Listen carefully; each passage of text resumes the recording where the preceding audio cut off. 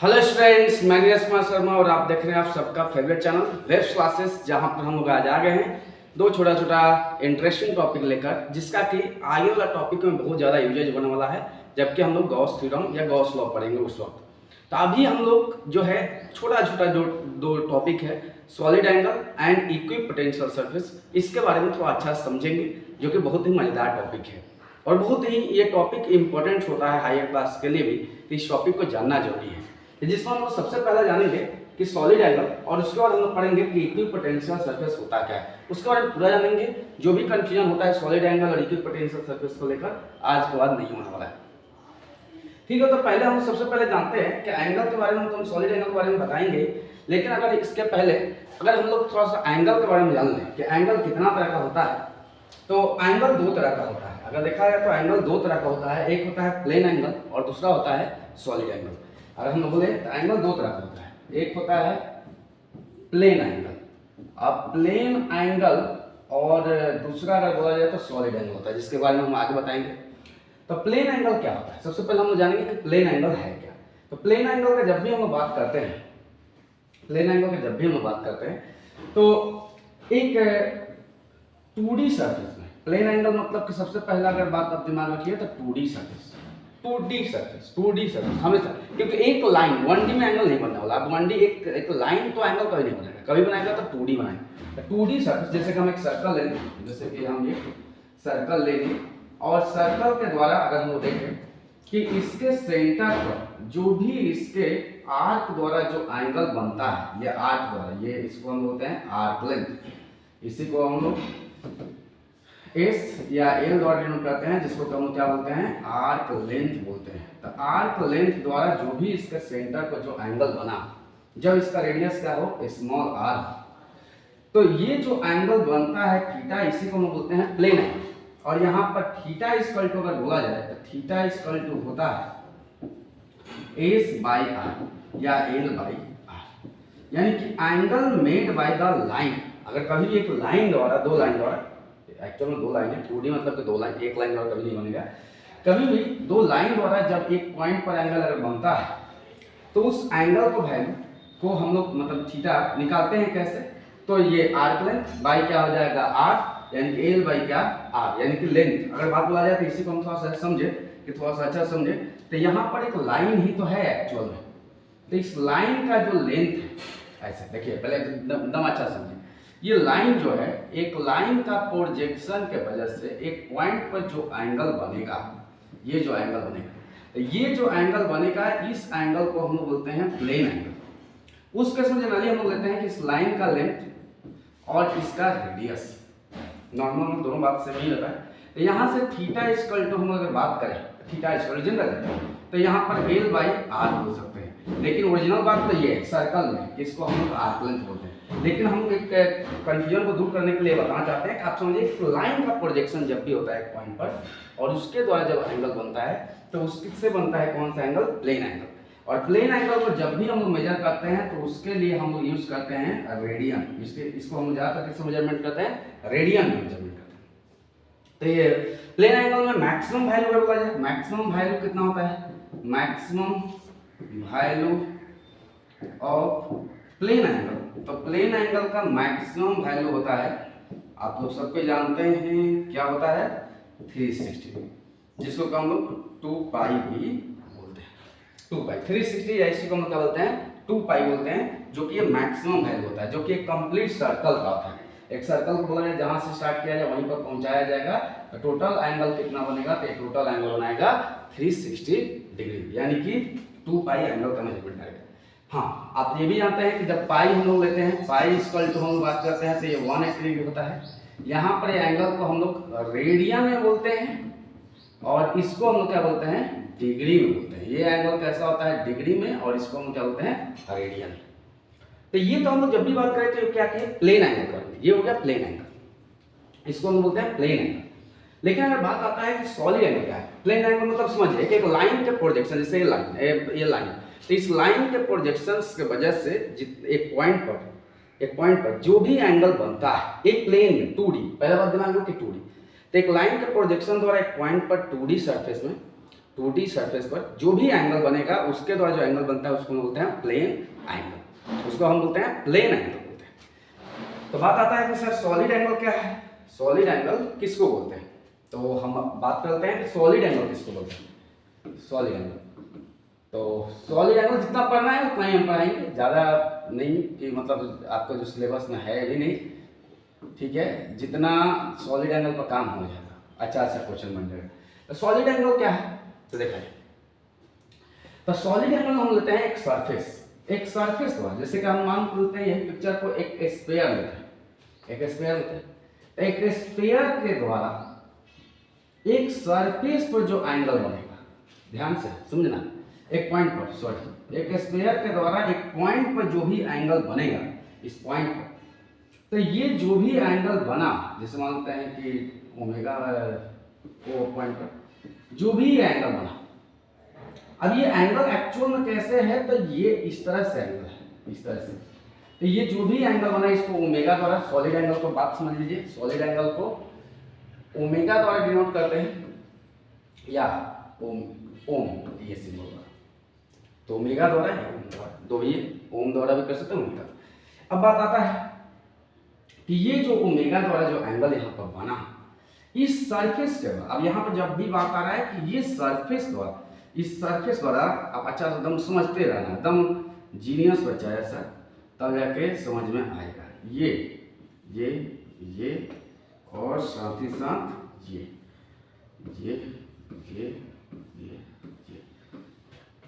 यानी ये पूरा सरफेस मिलकर इस पर, अब देखो यहाँ पर भी एक सरफेस लेना चाहो तो ले सकते हो, ये सरफेस द्वारा जितना भी यहाँ पर एंगल बनेगा, ये एंगल बनेगा, ये एंगल एक्चुअल में सॉलिड एंगल किस में होता है, तो आपको एक बात याद रखना पड़ेगा, पहला चीज कि 3D मतलब कि 3 डायमेंशनल।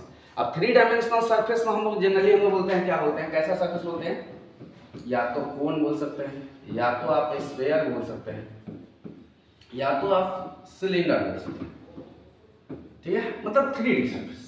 3D सरफेसेस में जो भी एंगल बनता है, यहाँ पर जो भी एंगल बनेगा इस एंगल का प्रोजेक्शन द्वारा, तो इस सरफेस का प्रोजेक्शन, इसका पहले प्लेन एंगल क्या था, लाइन का प्रोजेक्शन, यहाँ सरफेस का प्रोजेक्शन, तो इस सरफेस का कुछ एरिया होगा ए होगा और इसका रेडियस क्या होगा आर, तो इसके द्वारा जो एंगल बनेगा, ये एंगल को ही लोग बोलते हैं सॉलिड एंगल, यानी कि ओमेगा इक्वल टू यहाँ पर वैल्यू होगा, ओमेगा इक्वल टू वैल्यू होगा ए बाई क्या हो जाएगा आर स्क्वायर। देखो बहुत ज्यादा दिमाग नहीं लगाना है, ये सब बहुत छोटा सा चीज है, जैसे कि प्लेन एंगल में हम लोग क्या लिए थे, प्लेन एंगल में लेंथ बाई आर लिए थे, अच्छा दोस्तों समझना है कंसेप्ट से, यहाँ लेंथ था, ये रेडियस, लेंथ रेडियस यानी ऊपर भी 1D और नीचे भी 1D मतलब कि एक ही डायमेंशन से, मतलब यहाँ पर लेंथ मतलब एक लेंथ हो गया, एक रेडियस है।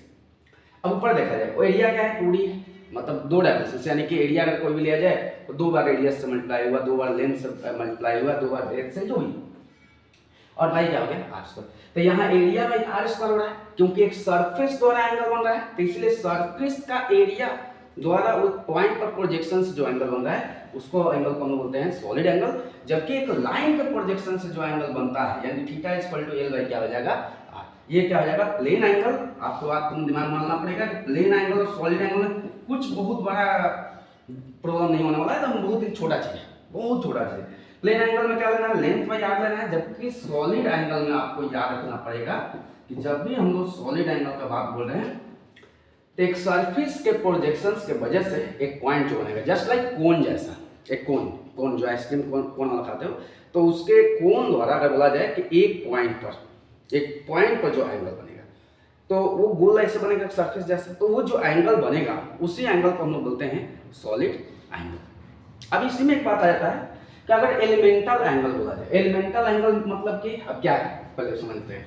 एलिमेंटल एंगल बहुत बड़ा चीज है, जैसे यहाँ पर बोला जाए तो हम लोग एरिया वेक्टर का डायरेक्शन एकदम सेम डायरेक्शन में, आर के डायरेक्शन में एरिया वेक्टर का डायरेक्शन है, लेकिन अगर हम लोग कोई ऐसा सरफेस ले जहाँ पर एरिया वेक्टर का डायरेक्शन इसके डायरेक्शन में ना हो, तब उस केस में एंगल को हम लोग कैसे बनाएंगे।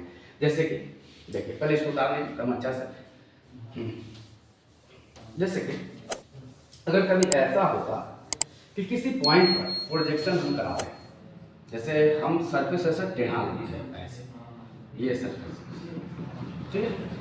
अब इसके द्वारा एक पॉइंट पर अगर एंगल बनाया जाए, एक पॉइंट पर एंगल, यानी कि अब यहाँ पर ओमेगा का वैल्यू पूछते हैं। हाँ, ये सरफेस इसके साथ कितना एंगल बना रहा है, तो हम मान के चलते हैं थीटा एंगल बना रहा है, थीटा एंगल। तो बहुत ही आसानी है से समझना है, तब जाके क्वेश्चन समझ में आएगा। और ये सब क्वेश्चन कुछ बहुत बड़ा चीज़ नहीं है, हम बार बार बोलेंगे, ये सब क्वेश्चन बहुत ही छोटा छोटा क्वेश्चन होता है, बहुत ही छोटा छोटा क्वेश्चन। या तो ऐसे ले लीजिए, या आप ऐसे कीजिए, थोड़ा सा हम पिक्चर को और एक तरह से बनाना चाहते हैं कि आप ऐसे ले लीजिए, आपके लिए एक बहुत ही एक पॉइंट। अब इस पॉइंट पर अगर एंगल आपसे पूछा जाए ऐसे, इस सरफेस पर, अब ये सरफेस, अब इस पर जब इस पॉइंट को आप जब लेते हुए एक स्क्वायर बनाएंगे, आप एक स्क्वायर बनाएंगे, जो भी एक स्क्वायर बनाएंगे, तो ये देखो, ये पॉइंट का जो एरिया है, अब ये जो पॉइंट का एरिया है टोटली इस स्क्वायर पर नहीं आ रहा है। अब इस टोटली स्क्वायर पर नहीं आ रहा है, तो यहाँ पर जैसे इसका एरिया वेक्टर किधर है सर, तो एरिया वेक्टर ये है, यही तो एरिया वेक्टर है ना। अब इसके सरफेस पर कौन सा एरिया आ रहा है, तो ये एंगल क्या बन गया, थीटा, तो ये हो गया एरिया वेक्टर। तो इसके सरफेस पर ये वाला पार्ट का एरिया हमको चाहिए, ये वाला पार्ट का केवल एरिया, ये वाला पार्ट का। तो इसके लिए हमको क्या करना पड़ेगा, इसके लिए कंपोनेंट लेना पड़ेगा a cos theta. a cos theta के कंपोनेंट द्वारा यहाँ पर एंगल का प्रोजेक्शन हो रहा है। a cos थीटा के कंपोनेंट द्वारा यहाँ पर एंगल का क्या हो रहा है, प्रोजेक्शन हो रहा है। यानी कि इस एंगल द्वारा जो इस पॉइंट पर एंगल बना, सॉलिड एंगल ऊपर जो भी सॉलिड एंगल बना, तो इस सॉलिड एंगल का जो वैल्यू होगा अब की बार कितना हो जाएगा, तो ओमेगा इक्वल टू एरिया के जब पर क्या यूज करेंगे, a cos थीटा बाई क्या हो जाएगा, r स्क्वायर। फिर से हो r ये रेडियस हम सेम टू सेम, लेकिन अब की बार ये जो एंगल इस पर प्रोजेक्शन हो रहा है, यानी कि इसका cos थीटा का कंपोनेंट, तो ये क्या हो जाएगा, a cos थीटा बाई क्या हो जाएगा, r स्क्वायर। अब बात आता है, देखो सॉलिड एंगल बहुत ही आसानी से समझ में आ गया। अगर एक चीज दिमाग में डाल लो कि सॉलिड एंगल क्या है, तो एक सरफेस द्वारा एक पॉइंट पर प्रोजेक्शंस की वजह से जितना भी जो एंगल बनेगा, यानी कि एक क्लोज लूप में 3D सरफेस में, तो जो भी एंगल बनेगा उसे हम लोग क्या बोलते हैं, सॉलिड एंगल होते हैं। यानी कि a cos थीटा बाई क्या हो जाएगा, r स्क्वायर। हाँ, इसके लिए यूज करते हैं यूनिट जो है स्टेरेडियन यूज करते हैं। इसके लिए हम लोग क्या यूज करते हैं, स्टेरेडियन, मतलब रेडियन यहाँ पर नहीं होता है, स्टेरेडियन होता है, स्टेरेडियन। तो यहाँ पर ये वर्ड यूज करते हैं, जहाँ पर वहाँ पर रेडियन करते थे, यहाँ पर स्टेरेडियन। अब बात आता है कि एक सॉलिड एंगल का मैक्सिमम वैल्यू कितना हो सकता है। चलिए हम एक चीज और समझाना चाहते हैं, छोटा छोटा चीज समझा दिया जाएगा, एकदम टेंशन नहीं लेना, ये सब छोटा छोटा चीज है। अब देखिए, अब मान लीजिए एक स्फीयर में, अब स्फीयर को इसी को अगर काटते चलोगे, यहाँ पर भी काटोगे एकदम, हाँ यहाँ पर, या इसी स्क्वायर को अगर यहाँ पर काटते हो, अच्छा समझते चलो, बस इस तरीका से होगा। ये स्क्वायर को यहाँ पर एक स्क्वायर मतलब ये, तो ये सब कोण जैसा कटेगा, ये सब कोण इस कोण जैसा कटेगा, यानी कि सब कोण जैसा। अगर देखो एक बहुत ही अच्छा चीज है कि बहुत सारा फूल को ऐसे कोण जैसा ऐसे मिला मिला के एक स्क्वायर ऐसा बनाता, कोण जैसा काट लेंगे। तो कोण जैसा इसे काटते गए तो ओवरऑल ये क्या है, स्क्वायर है। तो यानी कि ओमेगा का वैल्यू यहाँ पर क्या था, एरिया वेक्टर का सेम डायरेक्शन में था, तो यहाँ पर था a बाई क्या था, r स्क्वायर, a बाई क्या था, r स्क्वायर। यानी कि यहाँ पर cos 0 डिग्री था। अगर बोला जाए कि cos थीटा का वैल्यू कितना था, तो cos थीटा का वैल्यू यहाँ पर 1 था, क्योंकि यहाँ पर cos 0 डिग्री था और cos 0 डिग्री का वैल्यू 1 था, क्योंकि सेम डायरेक्शन में एरिया वेक्टर का, यानी कि जो लाइन है, ये जो सरफेस है, एकदम सेम टू सेम इसी पर लाइज करता है। यानी कि यहाँ पर मैक्सिमम वैल्यू हो सकता है, स्फीयर का एरिया का फॉर्मूला क्या होता है, 4 पाई r square by r square, यानी कि कैंसिल किया जाए तो ओमेगा का वैल्यू हो जाएगा, ओमेगा का वैल्यू हो जाएगा 4 पाई। ये क्या हो जाएगा, मैक्सिमम वैल्यू ऑफ ओमेगा। अगर कोई पूछे तो ये क्या हो जाएगा, 4 पाई हो जाएगा। तो हमको क्या फॉर्मूला याद रखना है, याद क्या रखना है, अगर गॉस होगा अच्छा सुनना है। तो पहला omega equal to a cos theta by r square, या इसी को कभी कभी एलिमेंटल बोला जाता है, मतलब एक छोटा सा एरिया काटा जाए नॉन यूनिफॉर्म सरफेस, मतलब टेढ़ा मेढ़ा सरफेस दे दिया जाए 3D, यानी कि उस पर अगर काटा जाए तो उसके लिए जब हम बात करेंगे तो इसको हम बोलते हैं D omega D A cos theta by क्या आर स्क्वायर। और क्या याद रखेंगे, ओमेगा का मैक्सिमम वैल्यू कितना याद रखेंगे 4 पाई। जैसे ही आप इतना याद रखते हैं आपको दम कुछ ज़्यादा दिमाग नहीं लगाना है, दम बस हो जाएगा। तो ये बस केवल इतना याद रखना है, ठीक है। तो हम लोग आगे बढ़ते हैं, समझ में बात आ गया। दम यहाँ पर सॉलिड एंगल कुछ नहीं, एक सरफेस के द्वारा जो भी उस पॉइंट पर एंगल बनेगा। ओके, अगला हम कुछ पॉइंट जो बताएं उस चीज को हम थोड़ा समराइज करते हैं। यानी कि सॉलिड एंगल को हम क्या बोल सकते हैं कि angle made by a close surface, bar bar close surface यानी कि 3D सरफेस।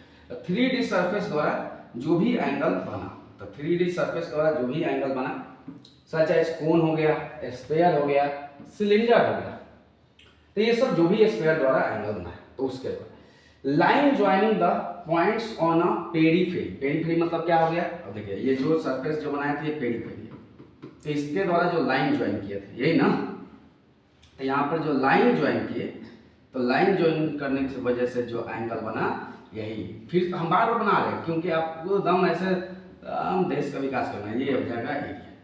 तो ये जो एंगल बनता है, अगर ये एंगल कुछ बनाएगा तो उस केस में मान लीजिए कि हम टेढ़ा लेते हैं, अगर इस चीज़ को हम टेढ़ा लेते हैं, मतलब ऐसा लेते हैं कि ऐसा हो गया पॉइंट,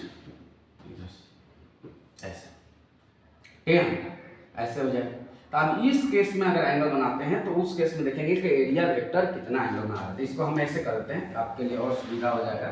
ये देखिए ऐसे, और ये ले लेते हैं सरफेस, तो ये हो गया आर, और इसके द्वारा इस पॉइंट पर जो भी एंगल बनेगा ये हो जाएगा ओमेगा। जहां पर एंगल ये थीटा बनाएगा, ये थीटा एंगल बनाएगा। अगर देखा जाए तो एरिया वेक्टर यहाँ पर अगर देखा जाए तो ये एंगल कितना बनाएगा, थीटा बनाएगा, थीटा एंगल बनाएगा ये एरिया वेक्टर जो भी है। तो उसके द्वारा जो वैल्यू आएगा वो वैल्यू कितना आया था, D A cos theta by क्या हो जाएगा आर स्क्वायर। सॉलिड एंगल का value, maximum value of the angle यानी सॉलिड एंगल का जो वैल्यू है वो कितना हो जाएगा 4 पाई हो जाएगा। बस इतना याद रखना है, बस सॉलिड एंगल यहाँ पे खत्म। ओके, तो अगला हम चलते हैं। अगला आते हैं इक्विपोटेंशियल सरफेस। अब देखो नाम में है इक्विपोटेंशियल। इक्विपोटेंशियल का मतलब हम लोग बोलते हैं कि electric potential at all point on a surface is to be the क्या सेम। यानी कि वैसा सरफेस जिस सरफेस का हर पॉइंट पर इलेक्ट्रिक पोटेंशियल का वैल्यू, यानी कि पोटेंशियल का वैल्यू हर पॉइंट पर जहां सेम हो उस तरह का सरफेस को हम क्या बोलते हैं, इक्विपोटेंशियल सरफेस। अब इसमें एक बात और दिमाग में डाल देना है कि इसमें जब भी हम लोग सरफेस की बात करते हैं तो वो करते हैं 3D सरफेस के बाद। 3D सरफेस के बाद, अब 3D सरफेस में क्या क्या हो सकता है, 3D सरफेस में बार बार अभी बताएं, कोन हो गया, स्फीयर हो गया, या सिलेंडर हो गया। तो अगर बात बोला जाए तो इसके द्वारा अगर जिस पॉइंट पर, इसके हर पॉइंट पर जहां पर पोटेंशियल्स क्या हो सेम हो उस तरह का सरफेस को हम बोलते हैं इक्विपोटेंशियल सरफेस, यानी 3D सरफेस। हम एक बात ऐसे समझाते हैं कि ये एक सरफेस, ये सरफेस, इस सरफेस का हर पॉइंट पर, अगर हर पॉइंट मतलब कि यहाँ पर अगर 2 पॉइंट लिया जाए, ए पॉइंट लिया जाए और बी पॉइंट लिया जाए, तो potential at A equal to potential at क्या हो जाए बी। यानी कि जहां पर पोटेंशियल्स क्या हो, दोनों जगह क्या हो सेम हो, इस तरह के सरफेस को इक्विपोटेंशियल। या एक बात बोला जाए कि हम लोग एक स्फीयर ले लें और स्फीयर का हर पॉइंट पर, जैसे कि चलिए लेते हैं, अगर हम एक चार्ज ले लिए, एक चार्ज द्वारा ये चार्ज हो गया, अब चार्ज के को कहाँ रख दे, स्फीयर के अंदर, स्फीयर के अंदर जब रख दी ये चीज और इसके द्वारा ये रेडियस आर,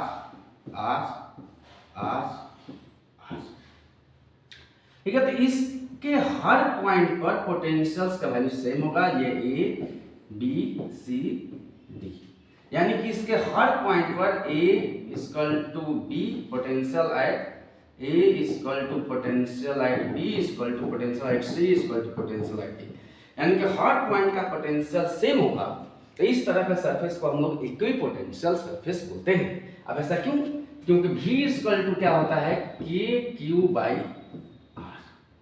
अब ये आर सबके लिए सेम है और ये चार्ज भी जो सेंटर पर रखा गया है, ये चार्ज भी सबके लिए सेम है कि क्यू चार्ज ही रखा गया है प्लस क्यू चार्ज ही। तो इसके द्वारा इसके हर पॉइंट पर जो पोटेंशियल्स का वैल्यू क्या होगा, सेम होगा। अगर इसी तरह हम अगर एक दूसरा सरफेस भी अगर हम ड्रॉ करते हैं तो इस सरफेस का भी हर पॉइंट पर पोटेंशियल्स का वैल्यू क्या होगा, सेम होगा। उसी तरह अगर हम लोग एक और सरफेस खींचना चाहते हैं तो खींच सकते हैं, जो भी है आप इसके अलाउंग सरफेस एक और लेना चाहते हैं ले सकते हैं, यानी कि इसका हर पॉइंट पर पोटेंशियल्स का वैल्यू क्या हो जाएगा, सेम हो जाएगा। हाँ, कैसा सरफेस होना चाहिए, बार बार बोले 3D सर्फेस, यानी कि एक स्फीयर के अंदर एक सेंटर पर अगर Q चार्ज रख दिया जाए तो उसके द्वारा हर पॉइंट का पोटेंशियल्स क्या हो जाएगा, हर देखो ये स्फीयर है तो स्फीयर का हर पॉइंट का पोटेंशियल जो भी लिया जाए, जो भी यहाँ का पोटेंशियल, यहाँ का, यहाँ का, यहाँ का, यहाँ का, यहाँ का, हर जगह पोटेंशियल्स क्या हो जाएगा, सेम हो जाएगा। इस तरह का सरफेस को हम क्या बोलते हैं, इक्विपोटेंशियल सरफेस। एक बात और, यहाँ पर ये कोई जरूरी नहीं है कि इसके द्वारा जो ये पॉइंट होगा इस स्फीयर पर, इस स्फीयर पे, इस स्फीयर पर पोटेंशियल सेम, ऐसा कोई जरूरी नहीं है। इसके स्फीयर के हर पॉइंट पर पोटेंशियल सेम होगा। अब इसका पोटेंशियल में भी अलग हो सकता है। मान लेते हैं कि इसके द्वारा अगर ये जो वैल्यू लेते हैं 100 वोल्ट हो जाएगा, ये 80 वोल्ट हो जाएगा, ये 50 वोल्ट हो सकता है। मतलब हम मान लेंगे अपने मन से, ये माना हुआ है, तो ऐसा नहीं कि कैलकुलेटेड 50 वोल्ट, मतलब कि सबके द्वारा ये 100 वोल्ट हो गया, 80 वोल्ट हो गया और 50 वोल्ट हो गया। यानी कि हर जगह का अगर बोला जाए कि हर सरफेस का पोटेंशियल्स, हर सरफेस का, इस सरफेस का पोटेंशियल अलग है, इस सरफेस का पोटेंशियल अलग है, इस सरफेस का पोटेंशियल अलग है, लेकिन इस सरफेस का हर पॉइंट का, इस हर सरफेस का हर पॉइंट पर अगर पोटेंशियल्स का वैल्यू बोला जाए तो सेम होगा। जैसे कि अगर ए पर, बी पर, सी पर, डी पर, या इसी तरह कोई पॉइंट इस पर ले लेते हैं तो सब पॉइंट पर पोटेंशियल्स का वैल्यू सेम होगा। एक चीज और, इसी को कभी कभी इक्विपोटेंशियल सरफेस को हम लोग जब क्वेश्चंस बनाते हैं तो ज़्यादातर इसको हम लोग गॉसियन सरफेस भी बोल देते हैं। गॉसियन सरफेस हम लोग बोलकर क्वेश्चंस बनाते हैं।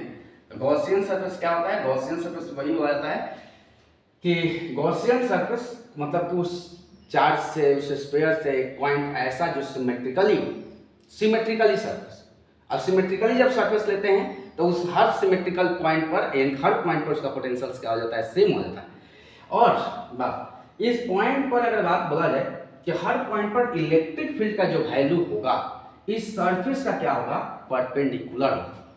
यानी कि इक्विपोटेंशियल सरफेस पर इलेक्ट्रिक फील्ड का वैल्यू बोला जाए कैसे भी, मान लीजिए कि यहाँ पर इलेक्ट्रिक, तो यहाँ पर इलेक्ट्रिक फील्ड का वैल्यू इस डायरेक्शन में, सरफेस का परपेंडिकुलर, यहाँ पर सरफेस का परपेंडिकुलर इलेक्ट्रिक फील्ड हो जाएगा, ऐसे हो जाएगा इलेक्ट्रिक फील्ड, ऐसे हो जाएगा इलेक्ट्रिक फील्ड।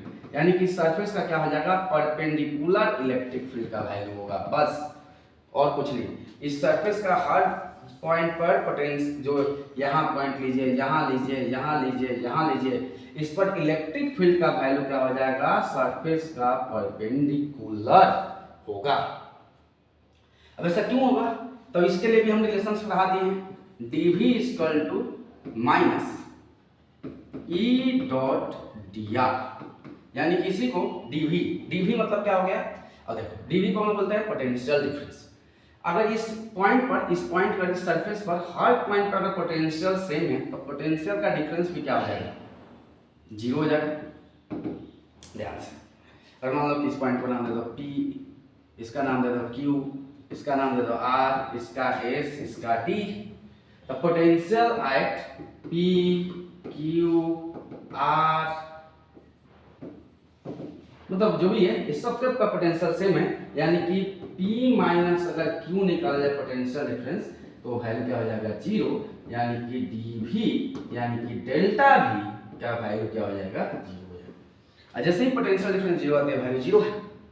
अब सुनो, अब जैसे ये वैल्यू 0 लिया, अब ये क्या होता है, minus E D R cos theta, तो ये वैल्यू जाकर 0 मल्टीप्लाई हो जाएगा तो कॉस थीटा का वैल्यू 0, और कॉस थीटा का वैल्यू 0 कब होता है, जब ये क्या हो, कॉस 90 डिग्री, यानी कि थीटा का वैल्यू जब 90 डिग्री होता है तो उस केस में, थीटा का वैल्यू जब 90 डिग्री होता है तो उस केस में पोटेंशियल्स का वैल्यू क्या हो जाएगा, 0 हो जाएगा। मतलब जब इलेक्ट्रिक फील्ड, यानी कि यहाँ से हमको मालूम चल गया कि इलेक्ट्रिक फील्ड का जो वैल्यू है, इलेक्ट्रिक फील्ड का जो वैल्यू है, वो इलेक्ट्रिक फील्ड जो भी इस पॉइंट पर मिला, जो भी वैल्यू है वो पोटेंशियल्स का, यानी कि सरफेस का क्या है, परपेंडिकुलर। और ही बात बताया जाए तो पोटेंशियल इलेक्ट्रिक फील्ड के डायरेक्शन में घटता है। ये सब पॉइंट है, आपको कॉपी बनाइए, एकदम कॉपी पर अच्छा नोट कीजिए। यानी कि पोटेंशियल इलेक्ट्रिक फील्ड के डायरेक्शन में डिक्रीज करता है। देखो पहला सरफेस पर कितना है 100 वोल्ट का है, दूसरा सरफेस पर कितना है 80 वोल्ट का है, उसके आगे वाला पर कितना है 50 वोल्ट का। यानी कि डायरेक्शन में जाने पर पोटेंशियल्स का वैल्यू क्या होता है घटता है। इलेक्ट्रिक फील्ड के जब भी डायरेक्शन में जाते हैं तो पोटेंशियल का वैल्यू क्या करता है डिक्रीज करता है। हम लोग और भी आगे जानेंगे, आगे और बताएंगे, अभी ये खत्म नहीं हुआ, आगे बताएंगे और। ठीक है, तो इसको नोट कर लेना। ठीक है, चलो आगे कुछ बात और। Can never intersect to each other, कभी भी दो इक्विपोटेंशियल सरफेस कभी भी एक दूसरे को इंटरसेक्ट नहीं करता। क्लियर बात है? कभी भी दो इक्विपोटेंशियल सरफेस हम लेते हैं, कोई भी दो इक्विपोटेंशियल सरफेस आप ले लीजिए, जैसा भी लेना है तो ले लीजिए, ये जैसा भी ये ठीक है, और ये ठीक है, इस पर तो ये एक सरफेस हो गया और एक सरफेस ये हो गया। तो ये सरफेस कभी भी एक दूसरे को इंटरसेक्ट नहीं करता। अगर ये सरफेस एक दूसरे को इंटरसेक्ट करेगा तो क्लियर बात है कि गलती हो जाएगा। कारण क्योंकि सरफेस का परपेंडिकुलर क्या होता है इलेक्ट्रिक फील्ड का वैल्यू। अब इस सरफेस का इलेक्ट्रिक फील्ड का वैल्यू यानी कि इस सरफेस पर अगर मान लेते हैं कि इस प्लेन में इसको करते हैं, इस प्लेन में, तो इस प्लेन में अगर सरफेस रख दे तो इसके द्वारा इलेक्ट्रिक फील्ड का वैल्यू कहां हो जाएगा इस डायरेक्शन से, और इसके द्वारा इलेक्ट्रिक फील्ड ऐसे ऐसे रख देते हैं, ऐसे ऐसे, तो इसके द्वारा इलेक्ट्रिक फील्ड का वैल्यू कैसा हो जाएगा, ये तो इलेक्ट्रिक फील्ड का वैल्यू इधर हो गया, इसके द्वारा इलेक्ट्रिक फील्ड का वैल्यू क्या आ जाएगा इस तरह से। यानी कि दोनों इलेक्ट्रिक फील्ड एक दूसरे को क्या कर रहा है इंटरसेक्ट कर रहा है। क्योंकि जब भी जानते हैं, नॉलेज को थोड़ा सा गेन कीजिए कि इलेक्ट्रिक फील्ड लाइंस, इसके पहले जो हम टॉपिक पढ़े थे कि electric field lines never intersect to each other. देखो अगर मान लो कि दो पॉइंट पर आकर इलेक्ट्रिक फील्ड अगर इंटरसेक्ट कर रहा है तो यहां पर इंटरसेक्ट अगर पी पॉइंट पर कर रहा है तो क्लियर बात है कि ये सरफेस और यहां पर एक सरफेस अगर ड्रॉन किया जाए तो ये दोनों सरफेस पर अगर जो भी है पोटेंशियल अगर सेम है तो ये दोनों एक दूसरे को इंटरसेक्ट करेगा। जबकि ये होता नहीं, क्योंकि कभी भी electric field at a point मतलब कभी भी बोला जाए तो इंटरसेक्ट नहीं करता, क्योंकि इंटरसेक्शन करेगा तो इंटरसेक्शन के बाद उसका दो डायरेक्शन होगा जो कि पॉसिबल नहीं है। इसीलिए कभी भी दो इक्विपोटेंशियल सरफेस एक दूसरे में इंटरसेक्ट नहीं करता, कभी भी काट ही नहीं सकता कभी भी। अब कैसे, जैसे अब देखो ये एक सरफेस हो गया, एक ये सरफेस हो गया, कभी भी इस तरह का सरफेस नहीं हो सकता है। यानी कैसे भी अगर बोला जाए दो तरह का सरफेस कभी भी इंटरसेक्ट नहीं करेगा। इस चीज को याद रखना। आगे ये सब अच्छा से डिटेल में समझते चलना है। आगे always perpendicular to the directions of the electric field, that is field lines and the equipotential surface are always mutually perpendicular. ये तो हम बताइए भी कि कभी भी किसी सरफेस का पर अगर बोला जाए, जैसे हम एक और इक्विपोटेंशियल सरफेस यहीं पर ले लेते हैं कि थोड़ा सा आपको और मजा आए, एंजॉय कीजिए। तो जैसे कि हम लोग एक लीनियर चार्ज लेते हैं, ये हो गया लीनियर चार्ज, ठीक है, तो एक लीनियर चार्ज हम ले लिए। अब ये लीनियर चार्ज ले लिए तो इस लीनियर चार्ज द्वारा अगर हम यहाँ पर इक्विपोटेंशियल सरफेस बनाते हैं तो स्फेरिकल सरफेस बनाते हैं, ये ठीक है, स्फेरिकल है, सिलेंड्रिकल है, सिलेंड्रिकल सरफेस। तो सिलेंड्रिकल सरफेस हम लोग बनाते हैं स्फेरिकल। तो इस सिलेंडर का हर पॉइंट पर, इस सिलेंडर का हर पॉइंट जैसे कि यहाँ पर, यहाँ पर, यहाँ पर, यानी कि हर पॉइंट पर, ये हर पॉइंट पर पोटेंशियल्स का वैल्यू क्या होगा सेम होगा। कारण कारण कारण कारण इसमें जो चार्ज जो भी डिस्ट्रीब्यूटेड है, लैम्डा बोलो या लीनियर चार्ज डेंसिटी बोलो या इसी को क्यू चार्ज जो बोलना है बोल सकते हो, उसके लिए मत जाना, मैंने हमको ये समझना कि इसका हर पॉइंट का पोटेंशियल क्या होगा सेम होगा, क्योंकि सबके लिए उस चार्ज का से दूरी क्या हो जाएगा सेम हो जाएगा, डिस्टेंस देखा जाए सेम हो जाएगा, गोल ऐसे। तो इसके हर पॉइंट पर पोटेंशियल का वैल्यू क्या हो जाएगा सेम हो जाएगा, चाहे वो ए लिया जाए, बी लिया जाए, सी लिया जाए, डी ई एफ जो भी लिया जाए। तो इसके हर पॉइंट पर potential at A equal to potential at B equal to potential at C जो भी, तो सब पोटेंशियल सेम होगा। और जब पोटेंशियल सेम होगा तो इस पर अगर इलेक्ट्रिक फील्ड का वैल्यू बोला जाएगा तो इलेक्ट्रिक फील्ड का वैल्यू इस सरफेस का कैसा हो जाएगा परपेंडिकुलर डायरेक्शंस में, बस सरफेस का परपेंडिकुलर डायरेक्शंस में, दोनों तरफ इधर तो यानी कि आपको याद रखना पड़ेगा इस सरफेस का हमेशा परपेंडिकुलर डायरेक्शन में इलेक्ट्रिक फील्ड का क्या होता है, डायरेक्शन हमेशा। और इसको हम लोग सरफेस को हम क्या बोलते हैं, इक्विपोटेंशियल सरफेस बोलते हैं। हाँ, इक्विपोटेंशियल सरफेस मतलब अगर बोला जाए तो दिमाग लगा लो, इक्विपोटेंशियल सरफेस इतना मतलब हम लोग समझा देंगे कि अगर अच्छा समझना हो, जैसे कि दो चार्ज लिया जाए, एक प्लस क्यू चार्ज और एक क्या लिया जाए, माइनस क्यू चार्ज। ये लीजिए, तो आप देखो पिछला क्लास में हम फील्ड लाइंस पढ़े, तब फील्ड लाइंस कहाँ से कहाँ जाता है, माइनस से माइनस, प्लस से माइनस, प्लस से माइनस, प्लस से माइनस, प्लस से माइनस, ये यही होता है, यही होता है फील्ड लाइंस। तो अगर हम बात करें यहाँ पर, तो इस फील्ड लाइंस द्वारा यानी इसके हर सरफेस पर, इसके हर सरफेस पर, इसके हर सरफेस पर यहाँ पर देखो, यहाँ पर इलेक्ट्रिक फील्ड क्या हो, परपेंडिकुलर यानी कि 90 डिग्री बने, इसके हर पॉइंट पर पोटेंशियल्स क्या होगा, सेम होगा। या इसके द्वारा अगर हर सरफेस बनाया जाए तो पोटेंशियल्स क्या होगा, सेम।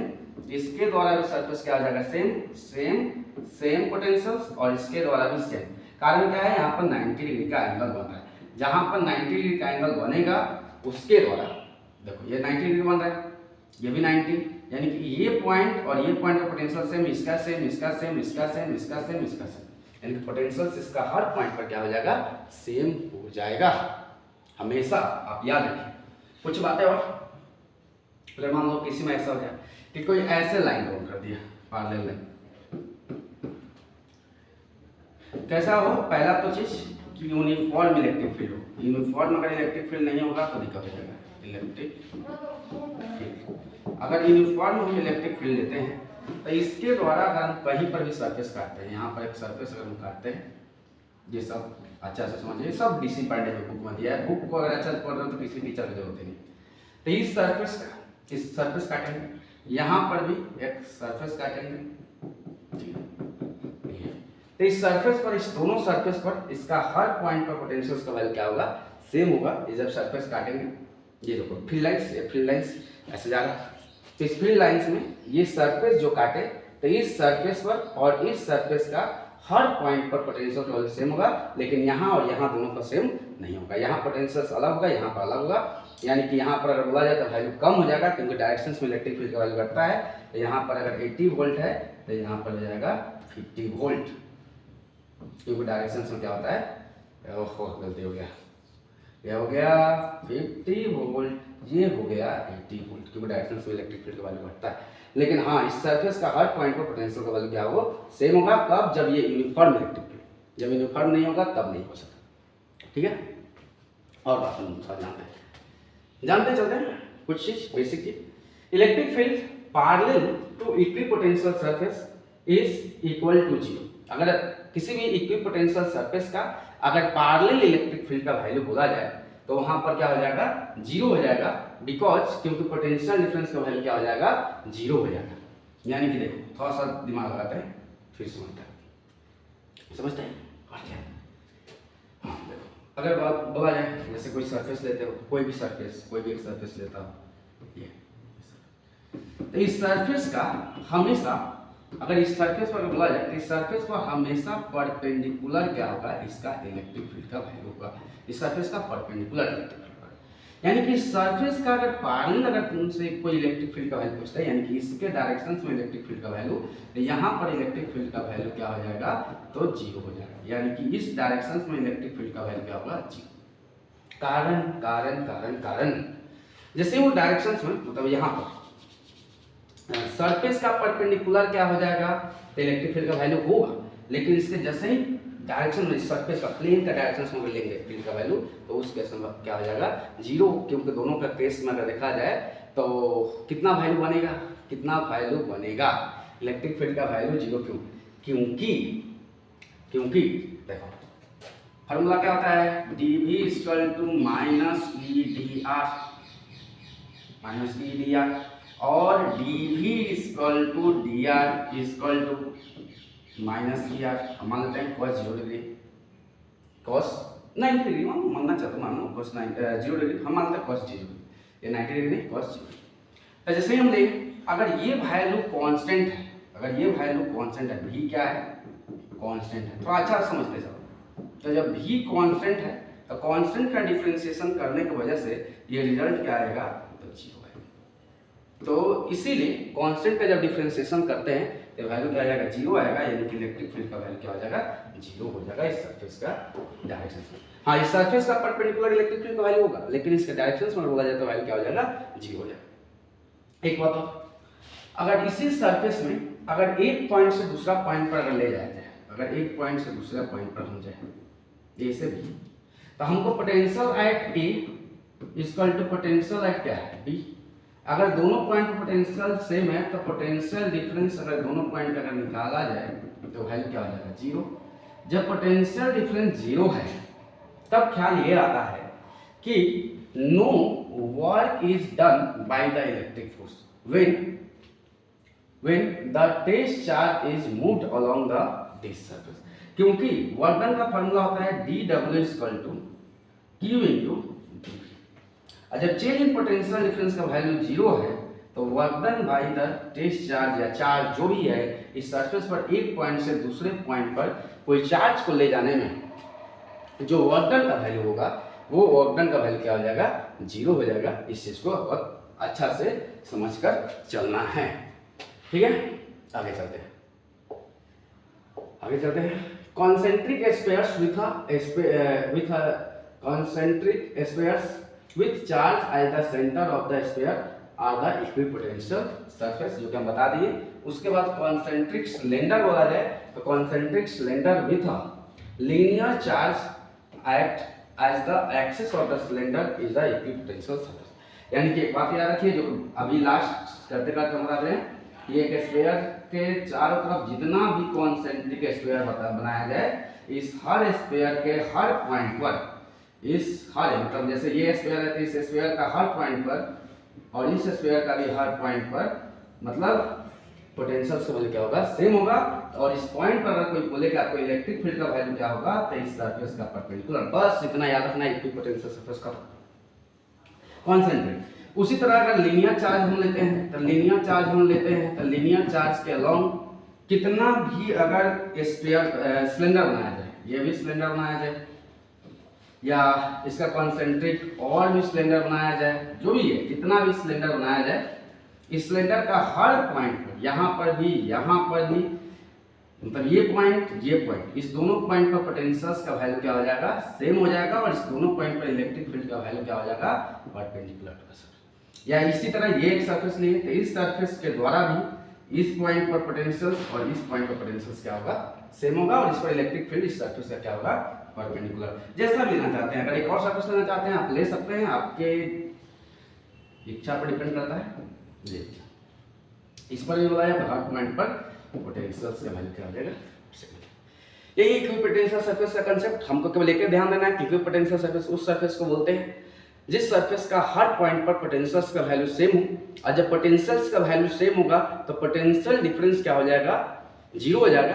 तो उस केस में कोई भी चार्ज को एक जगह से दूसरे जगह पर ले जाने में, यानी कि जो भी वर्क डन होगा टेस्ट चार्ज को ले जाने में, वो क्या हो जाएगा, 0 हो जाएगा। दूसरा चीज, इक्विपोटेंशियल सरफेस के अगर किसी पॉइंट पर अगर बोला जाए कि इलेक्ट्रिक फील्ड का डायरेक्शन किधर होगा, तो उस सरफेस का क्या होगा, परपेंडिकुलर। उस सरफेस का हमेशा क्या होगा, परपेंडिकुलर होगा। इसीलिए हम लोग जब आगे पढ़ेंगे तो हम लोग मान लेंगे कि गॉस लॉ में मानेंगे कि एक इक्विपोटेंशियल सरफेस है, यानी कि उसको गॉसियन सरफेस बोलेंगे, जहां पर हर जगह पोटेंशियल सेम है। तो डेरिवेशंस करने में बोलेंगे कि इस पर हर पॉइंट पर इलेक्ट्रिक फील्ड का वैल्यू क्या होगा, परपेंडिकुलर टू द सरफेस। तब मजा आने वाला है। ये छोटा छोटा टॉपिक बहुत ही यूजफुल होता है, ठीक है। तो इस चीज़ को हमें अच्छा से याद रखना है। और भी क्या है, तो ये चीज़ कभी भी दो इक्विपोटेंशियल सरफेस एक दूसरे को इंटरसेक्ट नहीं करता है। इंटरसेक्ट करना मतलब दो इलेक्ट्रिक फील्ड लाइंस आपस में इंटरसेक्ट करना, जो कि पॉसिबल नहीं है। बस ये इतना बात को याद रखिए, बस उसके बाद इसका विकास कीजिए। Okay, thank you for